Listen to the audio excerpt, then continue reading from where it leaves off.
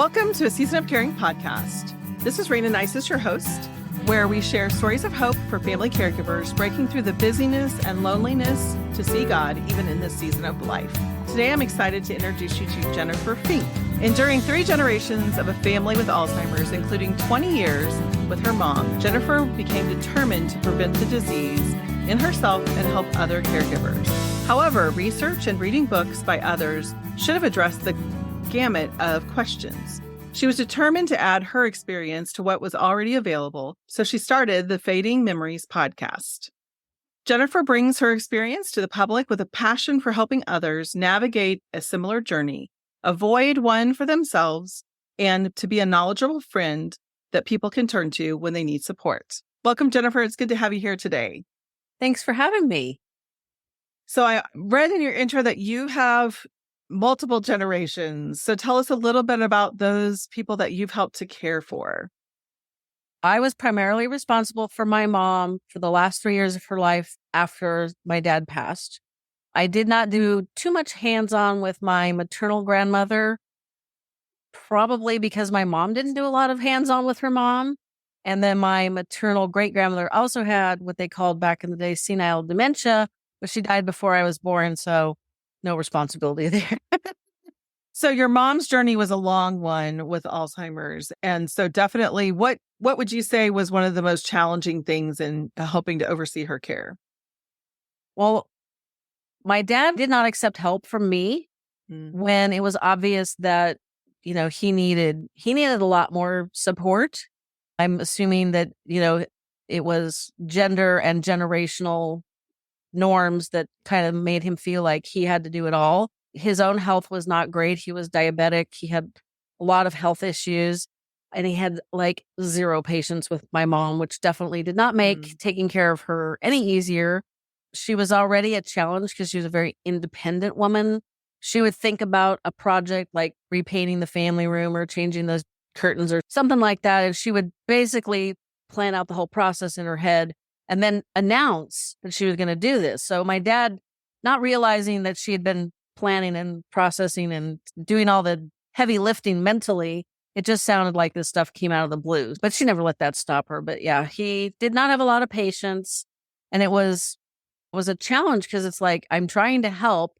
You shouldn't have to do all this yourself. But he just refused. So after he passed away, I mean, I knew how bad she was getting, but when I didn't have him as a buffer, Right. It was like, oh my gosh, like, I don't know how to talk to this woman. And she's asking me the same question over and over every 2 minutes. And, I got a business to run. I got things to do. I really don't have time to sit here and just repeat myself every 2 minutes. So, that we've all gone through that. So that was kind of the catalyst to, I read the books that were available in early 2017.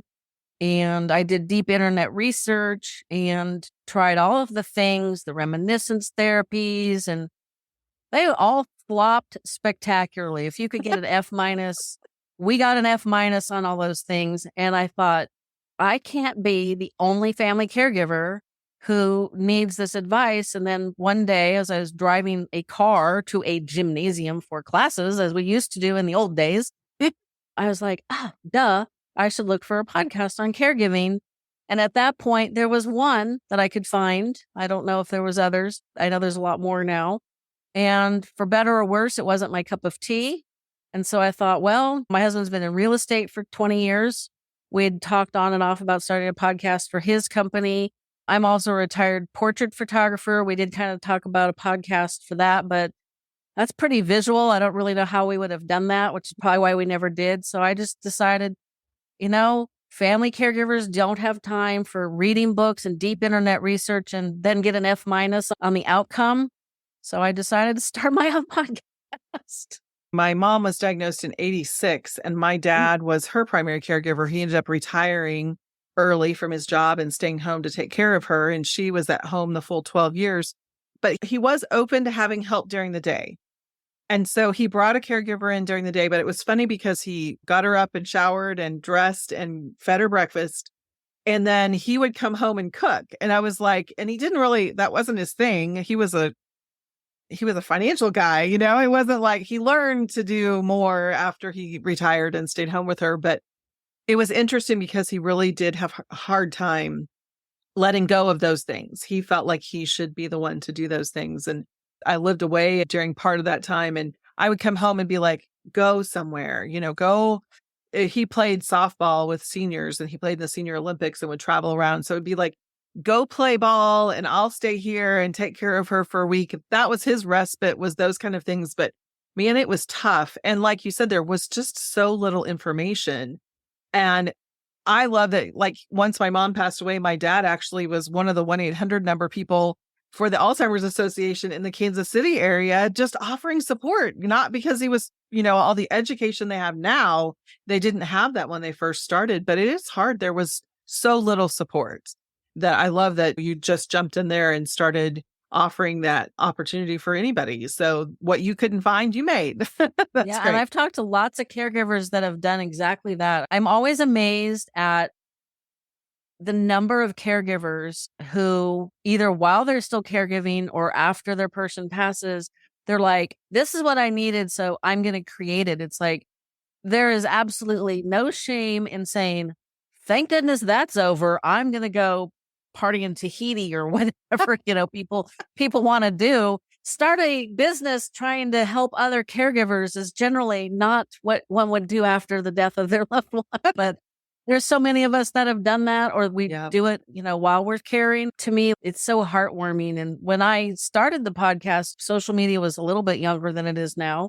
And you did not share your loved one online the way people do now. Yeah. And it took me a while to get accustomed to that. We've got millennials that are caregivers and they're sharing everything about all their daily life. And, my mom's been gone while these guys are doing all that. Then we've got the older generation that are just horrified. And I'm in the middle going, well, I can see from both sides, which is the thing my dad used to say.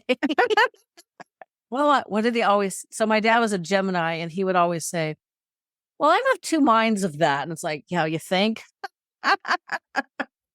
I totally agree, because I do think that it's helpful for people to see the reality of it, because we don't see it. We just don't see it. And when we do, we don't really know how to interact. Or I just remember the number of times, especially with my mom in public, it just was really hard because people just didn't understand. And they would kind of look at you like you were being mean when you were actually trying to navigate for her and help her. The more we can get the word out, the more beneficial it is. But I agree. I'm not sure that my family or my parents would have wanted to be, TikTok stars or whatever. Yeah. So do you have one memory you'd like to share with us? So one of my funniest memories with mom. So my mom, because she had Alzheimer's for 20 years, she was that woman had way more clothes than anybody needs. But a lot of them were, old, as in not worn out or anything, but they were too big. Mm. And the further she got in the disease, the more she went back to the clothes from the 90s and the early aughts. Oh, yeah. Heaven forbid you tried to buy her something new that fit.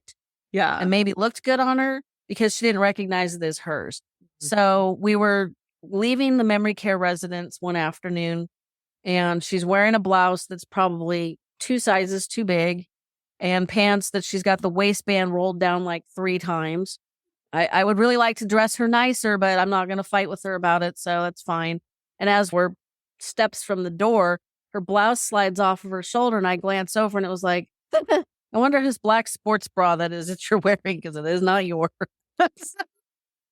And in that moment, you have to make the decision. Do you just roll with it, or do you freak out? Because my mom, I don't think she ever had black bras. Yeah. She definitely never had sports bras. So I knew for certain it was not hers.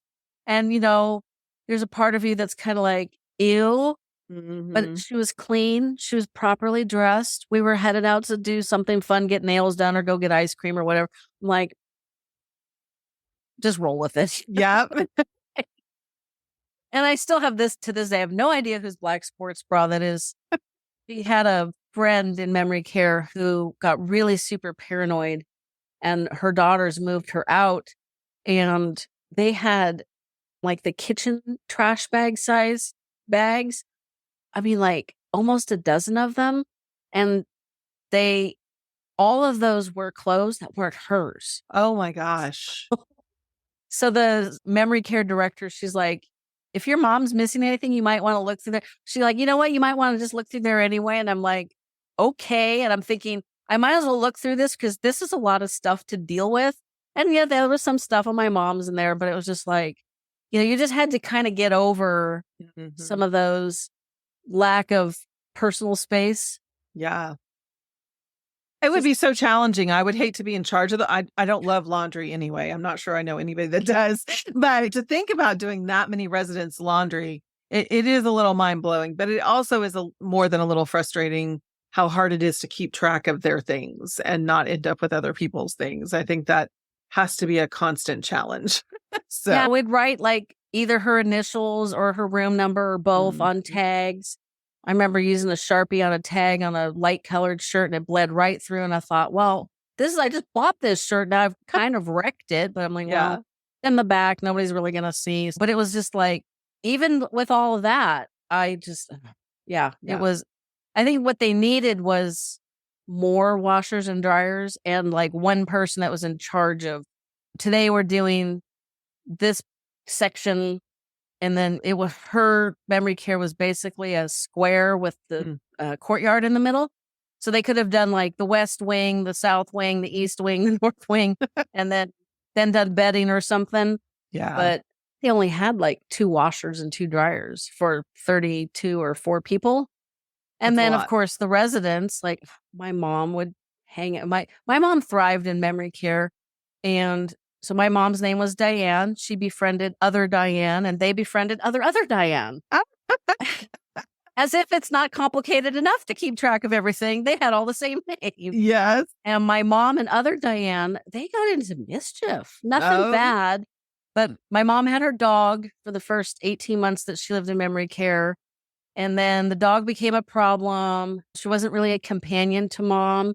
And they were renovating the community and putting in new carpets. We couldn't have problematic doggy and new carpet. And so we had to rehome the dog. And the dog had stained the area rug that we had in mom's room. And my sister had bought a really cute one. It was like plate-sized buttons. My mom used to be a seamstress. And it was smaller than the other one. So that's why we hadn't switched it out. But we tried cleaning the bigger one and it was just hopeless. So mom and other Diane spent an hour discussing this rug, and it should not have been any surprise to me. They were talking about how it could be a wall hanging or you could do this. I was just like, okay. It was much more fun to listen to the two of them talk to each other. And occasionally they would circle me in, but most of the time I was just kind of like a fly on the wall. And it was much lighter visits when I could spend it with both of them, which almost makes no sense. Right. No, I get it. Yeah. The next week I show up and mom's rug is gone. And I'm like, oh, anybody have any idea where mom's rug is? And so the director, she's like, when we get them seated for dinner, we'll go look in other Diane's room. There it was, rolled up and shoved in the corner. I'm like, why did we do this? This makes no sense. It was just the way life was. And you could either laugh at it or just pull out your hair out of frustration. And I tried to laugh at it, but there was just times it was just like, why? Like, I really wish I understood what was going on in their minds. I think so much of it is definitely just that growth experience to just learn to let go. I think parenthood, you have a tendency to kind of hold on tight to things. And the older they get, you have to let go. But then your parents really make you like, I think learning to just go with the flow and to really weigh how important is this? Is this really that big of a deal? Because it can turn into not pretty easily if you don't just go with the flow. So what's one thing that surprised you most about caregiving? How the medical profession really did not respect your medical power of attorneys or your time. I didn't really have a lot of love for the medical profession, but having to deal with them and my mom, and that was terrible. But what kind of really surprised me is how you could grow past things like my mom was not ever super cooperative with showers. And at one point I noticed that every Monday when I was visiting, she's wearing the same thing. So I finally, after the 3rd week, I'm like, is mom giving you a hard time about changing? Like, oh, yes. And she's really been a problem for showers ever since we switched to the afternoon. I was, there's your problem. Mom was never an afternoon shower. You got to like 2:00 in the afternoon. If she'd been painting or whatever, she might do a quick washcloth rinse and brush her teeth, and that'd be it until the next day. Because why the heck did you take a shower in the middle of the day? So they switched her back. But we were kind of in that period of everybody was a little frustrated.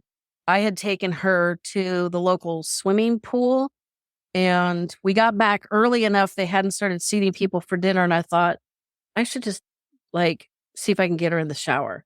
And I did. And I washed her hair and I washed her down. And I'm like, I would never have thought that this was something I could do. I think I mentioned she thought I was her best friend. So there was always that kind of formality. And so I was stunned that I could manage that because I didn't think that was in my wheelhouse. Mm-hmm. I agree. I think that was one of the things, especially I stepped into that pretty easily with my mom, but with my dad, that was one of the things right away that when I started thinking about being a hands-on caregiver for him, I was like, I don't want to do that. That's not, I don't, let's pay somebody to do that. And so we had people that came in, woke him up in the morning, got him showered and dressed and had breakfast. And that worked great. And of course, unless they didn't show up. So then it was my job. But so it happened occasionally, but not every time, all the time. So it is surprising the things that I think we can do. And for me, I always describe it as it just was in the moment. They just needed help. You weren't going to walk away and leave them alone. And so being able to find that compassion to just step in and offer that. How did you find God in the middle of your caregiving season? Just how much you could actually have compassion for, like I said, I spent a lot of time with Mom and one of the other Dianes. Sometimes in the community, all three of them would be with me. That was a little more challenging, but I would take Mom and one of the Dianes out. We'd go get nails done. We'd go to the ice cream parlor. We'd go to the regional park. And I had people look at me like I had two heads. You took two old ladies with Alzheimer's to the regional park? Are you insane? No. And you brought them both back? Yes, the Rangers were right there. I wasn't going to leave them there. I know you're kidding, but I mean, the thought does cross your mind occasionally. Like maybe if they just roamed off into the hills, a lot of people would probably be better off, but that's not what I'm going to do. And just being able to have compassion for somebody beyond my mother that also had Alzheimer's. It got really sad when other Diane got really paranoid. I showed up one day for a visit and she's literally sitting with her arms full of her laundry. Oh. And I saw it from a distance and I thought, ugh, this is a problem. And I knew the staff didn't just dump it on her and expect her to put it away or anything, logical. And so I went up to her and I said, oh, hi. I'm like, who just left you here with all this laundry? Would you like me to help you put it away? And she grabs it tighter and looks at me like I'm going to slap her around. I was like, well, okay. That got really hard because I have not experienced other people living with Alzheimer's that got like really paranoid, but she was really paranoid. And then she moved out. So it was just like, that was hard too, because it was almost like losing another loved one. Yes. Because, I've got photos of her and my mom with painted nails and sitting around shooting the breeze. And I observed a lot of families that were just like, I'm just here for my person. I don't want to deal with anybody else, which I get. And it's a lot.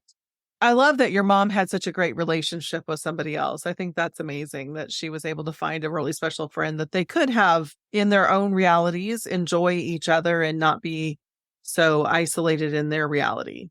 Yep. It was, and people who are like, I'd never put my loved one in a place like that. I'm like, you haven't experienced what I've experienced. Was it perfect? No. And they didn't have a high a turnover as a lot of memory care residents do. The ones that did leave sooner rather than later, it was always a good thing because they didn't have the heart for it. The ones that were there the entire time my mom was there, including when they were there after my mom passed away during COVID, it was just like, what can I do for you? Because this was just so hard. I learned watching other family members that, yes, I'm paying a lot of money for my mom to be in memory care, but I was the captain of Mom's care team. This staff was not there to do stuff for me. So that was something else. We're a team here, people. Yeah. Don't be like snapping your fingers and asking the caregivers to do stuff, get something or do this or do that or have a complaint. Because you don't know, man. You're leaving and you've ticked off this caregiver that's got to deal with your loved one. Not a good idea. Yeah. So I definitely got a lot more compassion for a very large group of people that probably would not have known if my mom hadn't gotten Alzheimer's. Yeah, for sure. So what would be one thing that helps you live content, love well, or care without regrets? When my maternal grandmother, so she had a brain aneurysm that leaked for 3 months. Oh.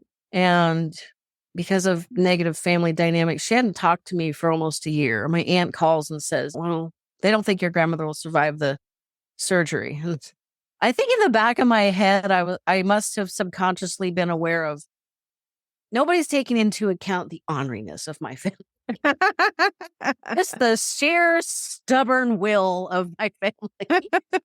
And my aunt was asking me to like reach out the olive branch. And it's like, honey, I sent her a letter at Christmas time that she sent back to me unopened. I think the olive branch needs to go the other way. And my aunt was like, but she may not survive. So I sat with myself and I thought, okay, if she does die in the surgery, how am I going to feel? And I thought, you know what? I just need to get over it. And it wasn't easy. And nothing ever got resolved because her mind was not good. She did survive the surgery. And it was at that point that I realized I must have been, I was 96, I was 30.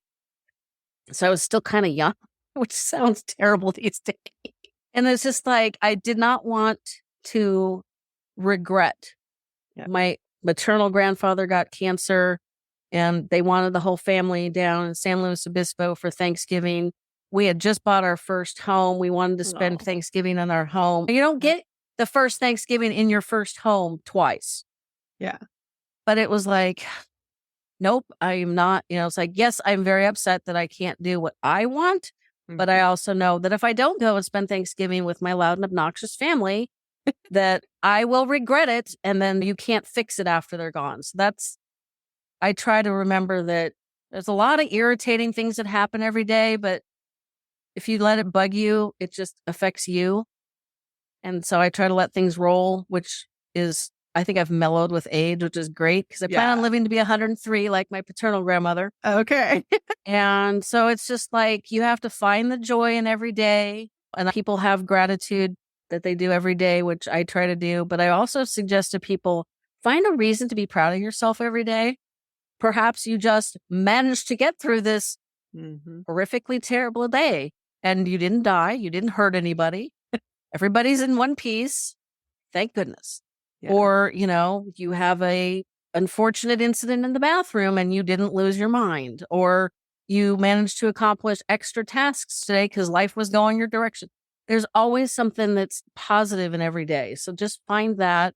And then when another day goes sideways, you're like, well, I'm glad I did the extra stuff 2 days ago because now I'm not behind and I'm not stressed out. And it just makes everybody's life so much easier. It does. I think when we look for the good, we find more good. And our brains literally do learn to seek it out.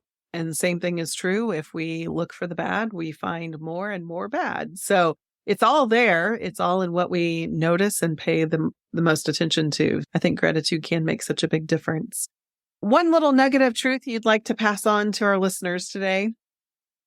Caregiving might last a couple of decades. For you, it lasted from 1986 to 30 years. That's a long time. Yeah. I think you had a little break, but never make promises you can't keep. And don't assume that memory care is a horrible place.